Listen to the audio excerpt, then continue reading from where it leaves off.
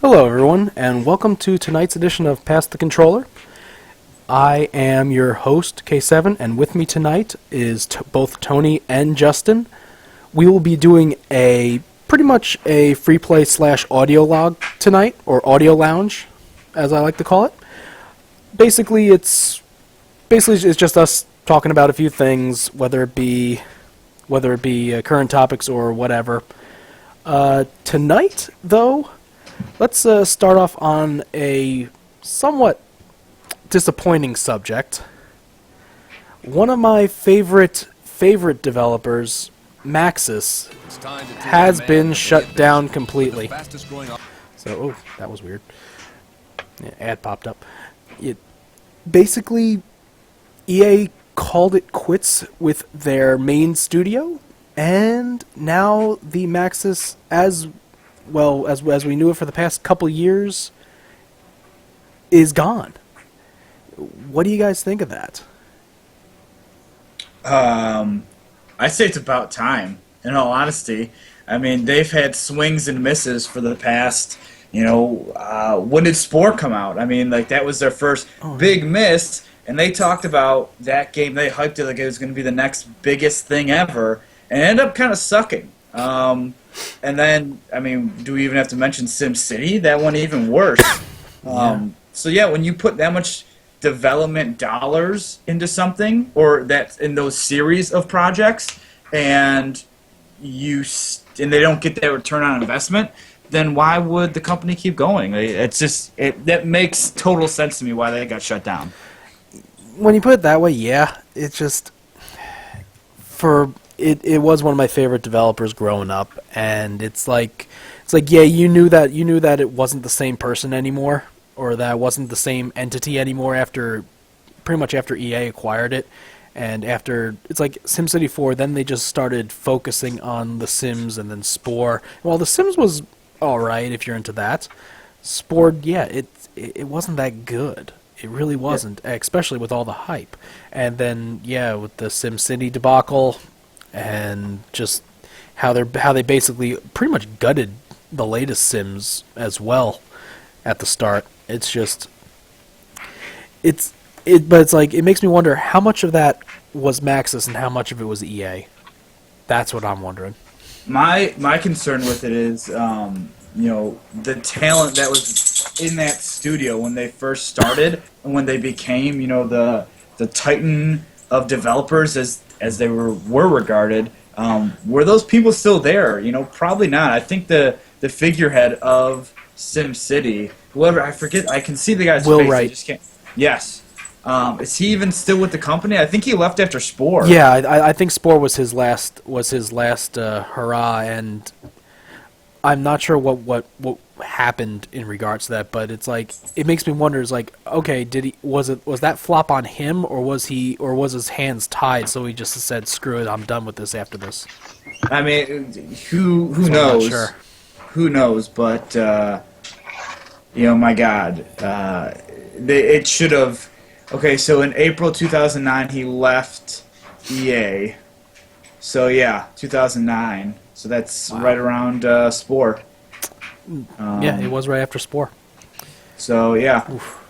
But yes. So why keep it open if the main talent is gone, and they produced two big flops, and I don't know how much money they're making off Sims, but Bajillions. couldn't have been that much. It couldn't have been enough to offset the millions of dollars they put into those games' development, and then they got really nothing back.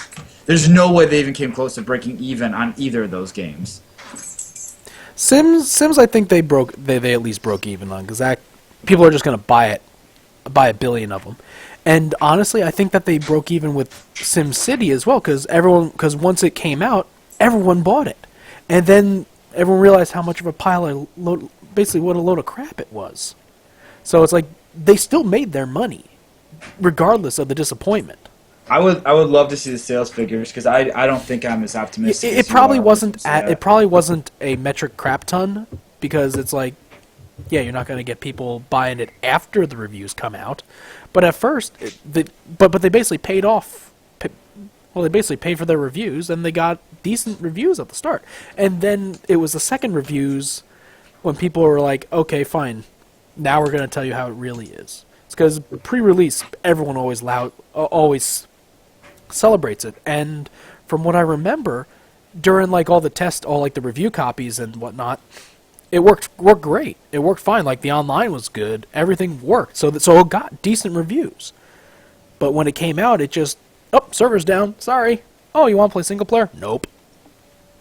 Nope.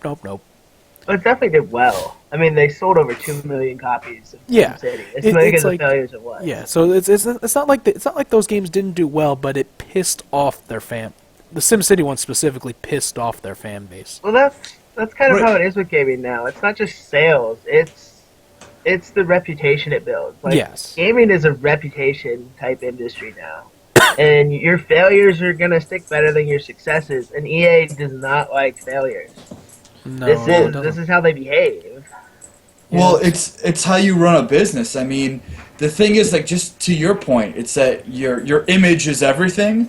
Well, when there are just this month, think about, or just last month, how many big games were released? You know, you could probably count 5 or 6 giant titles, not including indie games and other things like that divert other people's attention. Yeah. If you have a giant flub like SimCity was, why would I ever want to go back to that franchise? You know, or at least I would be hesitant to get it at day one. I would wait till reviews come out. And then it really comes down to how good is that game. You cannot leverage hundreds of $1 million on that. Like, it just doesn't work, you know? That's true. You know, That's you want very people true. to... Case in point, just look at the switch from that Square had to take with Final Fantasy XIV. All the pre-release stuff that they had to do to show players that, yes, we listened, we're making a better game, please give us another chance. And they really had to work at it. They completely redid that game. They really did. From the ground up.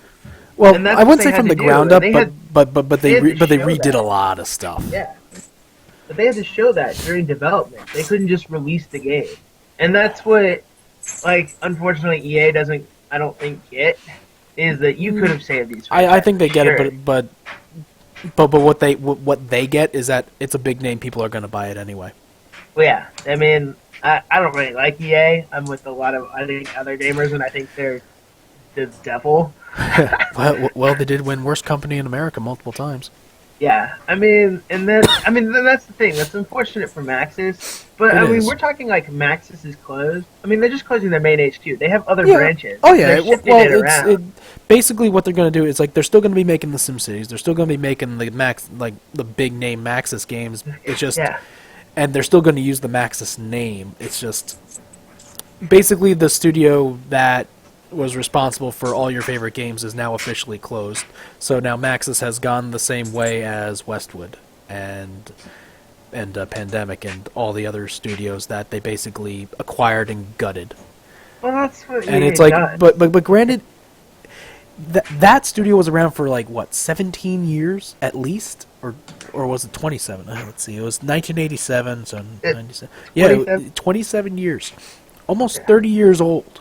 It's like, yeah, the other studios weren't around for that long, but it's like this was their longest mainstay. This was one of their biggest acquired studios that had a following previously that they just basically essentially EA just ran into the ground. And it's like, well, it's your fault. No, but not I don't necessarily. think EA could compete. Like, The Sims' success sparked a big change, and now you have games like Second Life, which is corny as it is, people can actually go to like college and take courses with Open University and Full Sail through games like that. And I don't think EA was able to adapt to what the internet could do. Well, I wouldn't say it's a matter of not being able to. I would say it was a matter of not being willing to. Either that, or they just decided to selectively ignore it. And just go with whatever they felt that was going to make more money. And it's like, you know what? Fine, that's your business. But as such, you are alienating the audience again. Yeah. And I think that's what it was. It's definitely there wasn't that kind of flexibility. And like I have a Second Life account. I'm not gonna lie. Like I get on it to socialize every now and then with some people I knew who used it, and every now and you meet some decent people on it. Unfortunately, there's so much bad that goes with it. Yeah. But It's a shame. There's so much money in that. Like the amount of if you look at like Second Life's like grossing figures, it's crazy. It is literally insane. Yes, And then it is. you look at what EA does with The Sims and you go, like, do you look at the market? Do you study anything else that goes on, or do you live in a bubble where The Sims was so great that the new Sims game automatically has to do with good? Like, and that's unfortunate. That's EA's management, and you've seen it where they almost manage. They've had failures with games like FIFA.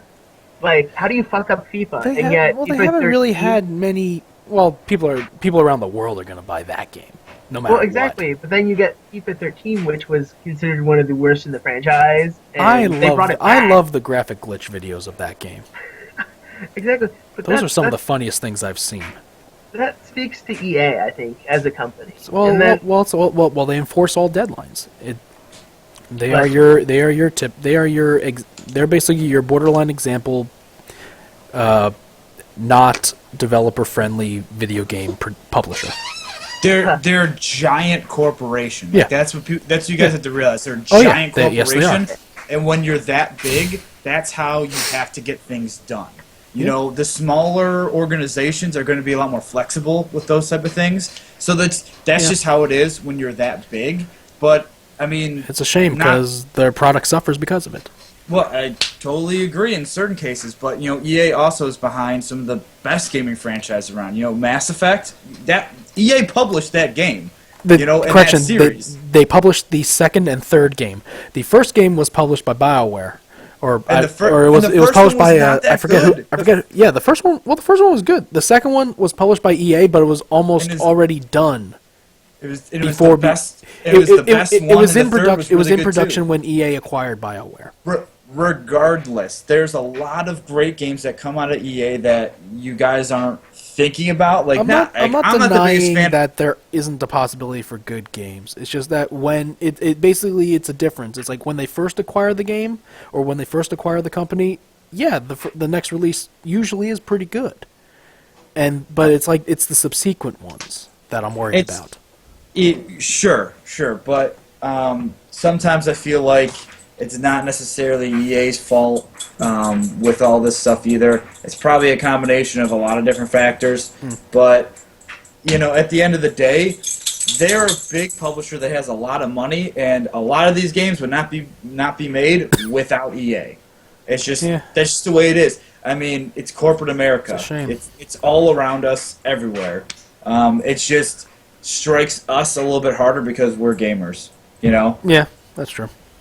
I definitely think I agree. It's corporate America, and I think it's funny. Like what when you see like articles, they'll compare EA to like Sony, and you're like, well, they operate in two different corporate structures. Absolutely. And EA is, as much as I agree, I don't like some of the things they do, but I agree. That's corporate America, and that's how they have to operate. The Western development market is completely different. And and that has to be taken into account. I agree. Yeah, that's true. Right. And there's a lot of things going on behind the scenes that you're not aware of that make these deadlines absolutely a must. I mean, think about like timing your marketing. Like, you can't just be like, well, we had this blast of all these different, internet campaigns, let's say email blasts, TV commercials, all that stuff. A lot of that time and a lot of that strategy is done way in advance. So if you keep pushing deadlines because you don't think the product is, 100% yet, well then you just wasted a ton of marketing dollars, which is a lot of the development costs. So that's some of the things that go into it that you're not aware of or maybe not thinking about or that's not top of mind, whatever it is. That's true. But I mean, it's how big organizations operate. Yeah. It just it sucks, but all you gotta do is just hope that they can keep putting out good games. That's true. it. Yeah. Granted, they did. They did have a good one with the Inquisition, Yeah, Yeah. I guess. but it seems like that one is more of a diamond in the rough than anything else. At least that's the feeling that I've been getting with this. It's more of, you just have to look at them like you look at it like they're the publisher, and that's Yeah. what it is. I mean, we get this. Like, I think people have the idea that EA makes these games, and they're They not. don't. They're a publisher, They're the money. and Yeah, but And it's like it makes books and I've movies, sorry, keep going. and that they have these that like you said, there's deadlines to meet and publishing budget. Like if you look at a major game, the advertisements around it are well beyond the cost of the actual game itself, and they have to recuperate that. Obviously, they have Oh, yeah, they have no a doubt. board they have to answer to. All right. Well, I definitely want to retouch this again in the future, but let's move on to our next one. For shizzle. Yeah, for shizzle.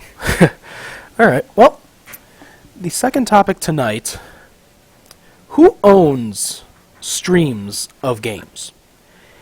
This was brought up in a couple instances lately, but basically, who do you guys feel owns the streams of games? Is it the person making the stream? Is it the site that hosts the stream? Is it the owner of the game itself? Your thoughts? There are a lot of people who are responsible for the content itself, but as to who owns it, legally it's the games. We all sign our terms of user agreements, which with major game companies who include streaming services built in games, for example, League of Legends, it's built in there. It says clearly they own the game. They own all the content created from it. And it's an interesting point because online gaming is really driving player created content, both for its own publicity's sake and in like cases of games like League because that promotes esports, which is a multi-billion-dollar industry. So Yeah. and then for me, the biggest case came up with Out of League, which is Spectate Faker, which is a player was streaming a pro player his casual game, the player Faker. And Faker had signed a contract in Korea to stream with Azubu. And Azubu actually got the DMCA used it to take down this other stream's content. And Riot got involved, and there was bullying and trolling coming out of Riot. It was this huge thing. And then you have to step back and look at it, though. Azubu doesn't own those rights.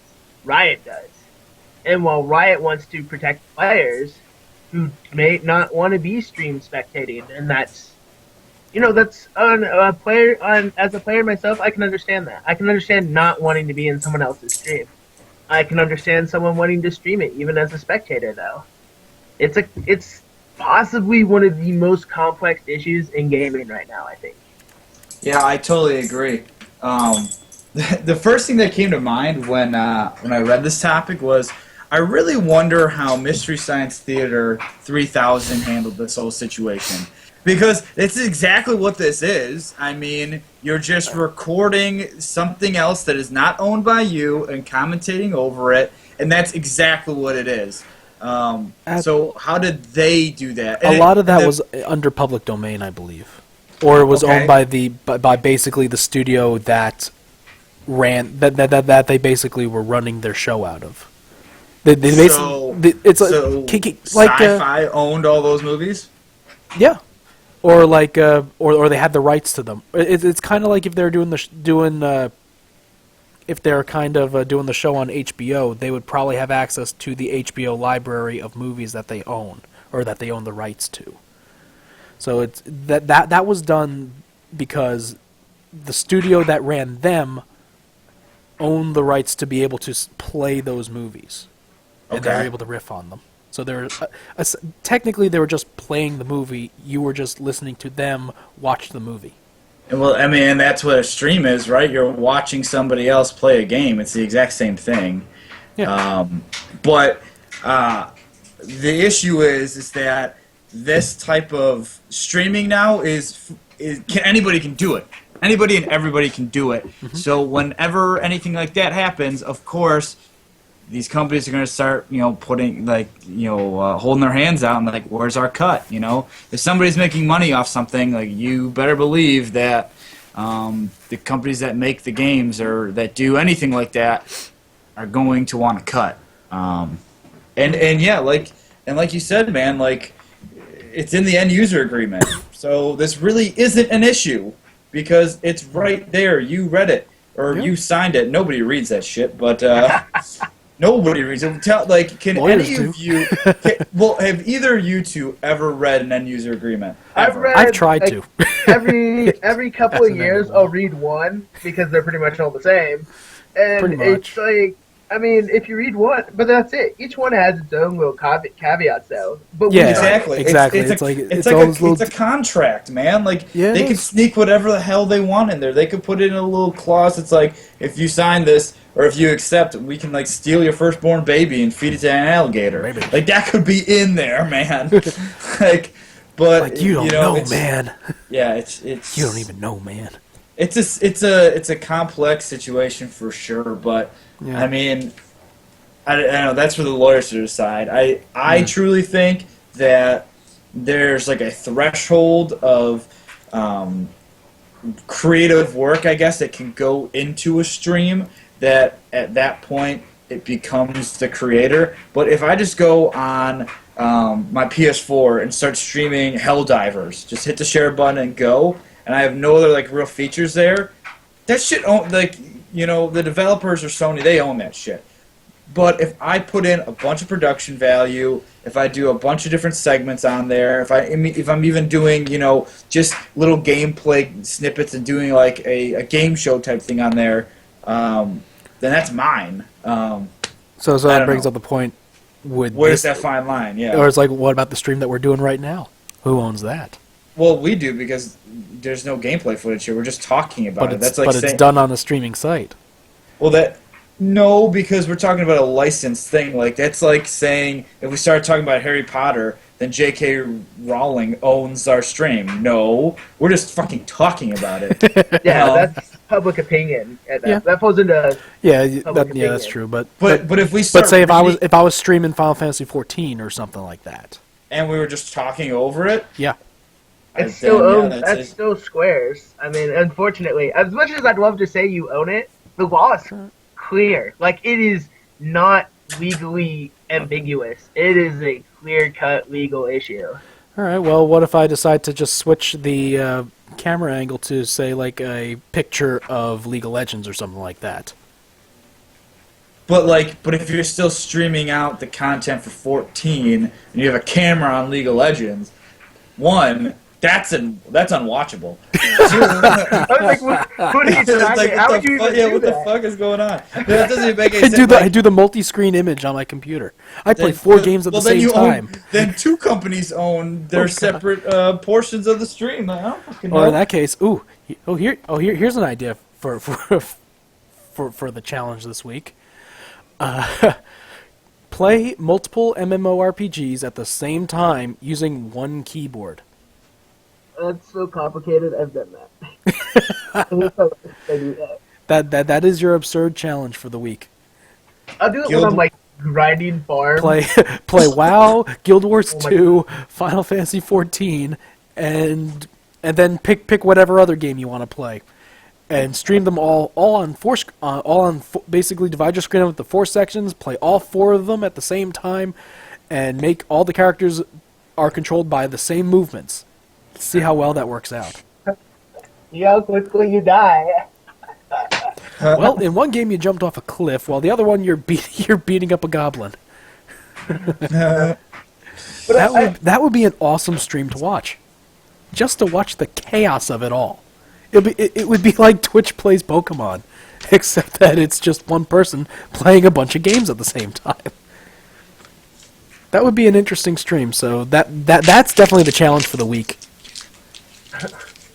On that one.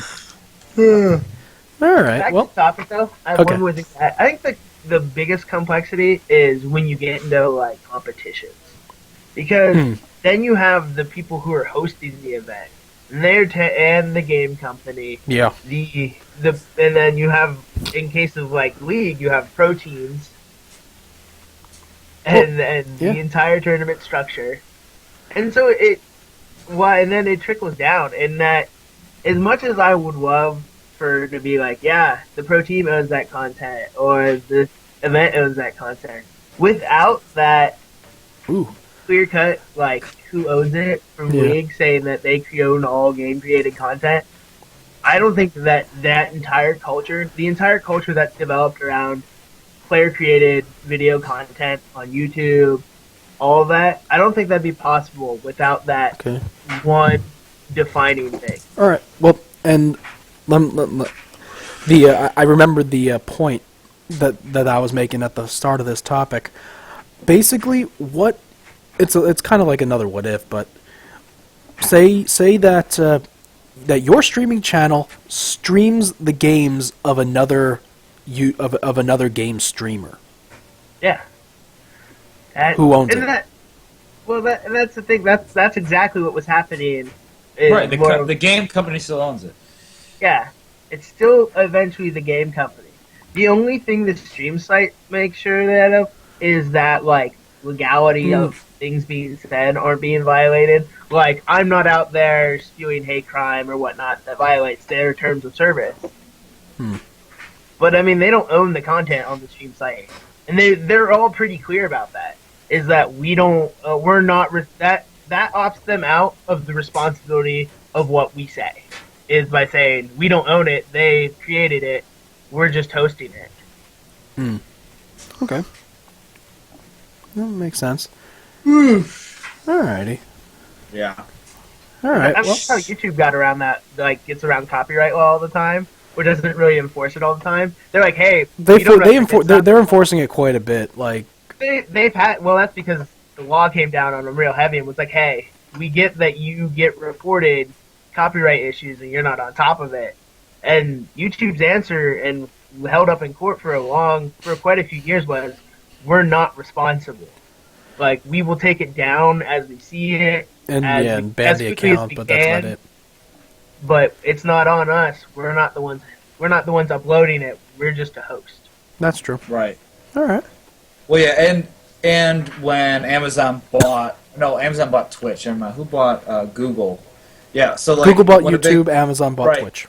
Right. So when a big company comes in and buys that kind of stuff, all of a sudden they're like, okay, we need to make sure this shit's legal, because there's a lot more money at stake all of a sudden. Yeah. So that's how that stuff goes. I mean, and lo and behold, Amazon buys Twitch, and all of a sudden here's a big issue going on with streaming. You just have to follow the money, man. Well, in the case that I mentioned, it was basically you're right. It is the Twitch streamer Starlord Lucian running the channel that streams all of a pro gamer's matches using a different program, and the guys whose matches he's recording, that guy has a deal with a different streaming company, so it's basically a clustercluck. Because if you think about it, like a Google and an Amazon, right? Yeah. They have more money than you could even fathom as a company. Yeah. Now, Twitch TV and YouTube, although they had a lot of money when they were individual entities, they didn't have even a fraction of what these giant organizations had. That's true. Now, let's say there's a lawsuit about this streaming thing that comes about. All of a sudden, there's a big pool of money that can be gone after, whereas that wasn't as much the case when they were their own individual entity. Mm-hmm. So yeah, these things are going to happen, and it forces change, and it sucks in a lot of ways. The good old days of Twitch TV, they might be going to the wayside, but these companies are not stupid. They understand that this service, Twitch in particular, got very popular for certain reasons. Now, their job is to make sure that it's legal, first and foremost, and that they can continue to do what's made them so popular, because they don't want to lose money on their investment. So, it's true. It's all about following the money, man. That's true. That's very true. Yeah, right. I think the whole Twitch thing was hilarious, though. Yeah. The DMCA was by a company that had no right to do it. Oh, yeah. That's the fun part. Well, but then again, you could have just trolls, just basically throwing a DCMA at YouTube or something like that. There's a lot of DCMAs that go out that shouldn't be. Yeah. And I mean, it's luckily something that appeals they get processed fairly quickly. I haven't really seen too many quick of those, but. Well, I mean, it's one of those things. There are people who are on top of it. There are whole legal groups who would look at the internet looking for cases to do. But I mean, without that, I mean, that exists in part to protect the gamer as well. Like, I wouldn't want to be legally responsible. And so, I mean, it's, like I said, it's so complex as an issue. This is true. Yep. All right, well, final thoughts? My final thought is anybody who has the PS4 should go buy Helldivers. That game is fucking awesome. Oh my god, it's so good. All right, Justin, any final thoughts on the topic at hand? No, I'm good. I don't own a PS4. All right, well, in that case, also listen to my podcast, Co-op Required. I was just about to get to that part. Okay, my bad. Yeah, I was like, all right, well, in that case, I guess we'll leave the topics at that for now. Anyone listening in, feel free to comment, tell us your thoughts, and in our next episode, perhaps we'll address any thoughts that come across as rather interesting. All right, and with that, Tony, I believe that I take it you have a podcast that you are doing as well? It's called Co-op Required, C-O-O-P, Co-op Required. Me and my buddy Rob, we talk about games, news, and the like, and crack a bunch of jokes. Both of which have been on my show. Yes, and likewise, I have been on theirs. So it's definitely something have good. Been. Yeah, yes, once. Though I think I need to come back there and lay some knowledge down. Oh, perhaps you shall. Maybe in the next couple of weeks. But we're recording another episode on Wednesday. Okay. We're going to be talking about a lot of the news that came out of GDC and PAX this last weekend. That's a good one. Yeah, there's going to be. Dude, I think it's going to be really good that as well.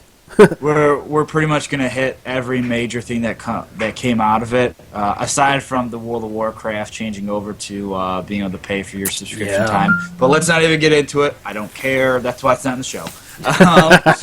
But yeah, it's going to be a really good episode. So if anybody is interested, you can find us I believe on iTunes. You can also go to podbean.com and search us on there. Co-op Required, and you can listen to all of our old episodes. I think we have like 7 or 8 up there. Okay. So yeah, it's good times. Nice, very nice. And Justin, you got any online presence at all?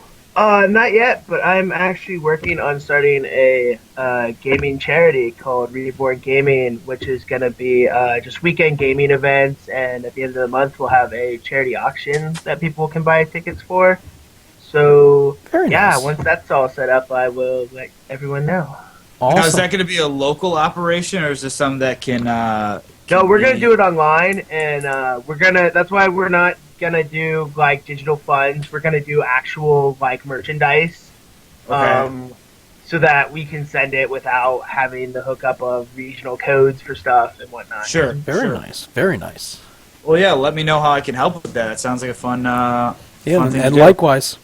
Yeah, we're probably gonna, pick up Child Play as our main charity because I love the work they do. I think it's great to use video games to help developmentally challenged individuals. So that's definitely probably. All right. Well, thank you both very much for coming on the show tonight. For shizzle. Indeed, we got some good Always. discussions going, and just remember, give me a few seconds after I hit the stop recording. But for Tony, and Justin, I am K7. Thank you all very much for listening once again, and I hope to see you all next time. And remember, if you have any comments about this week's episode, feel free to leave them for me. And if we see any interesting comments or thoughts, we'll definitely address it in our next episode. So, and with that, I wish you all a wonderful evening.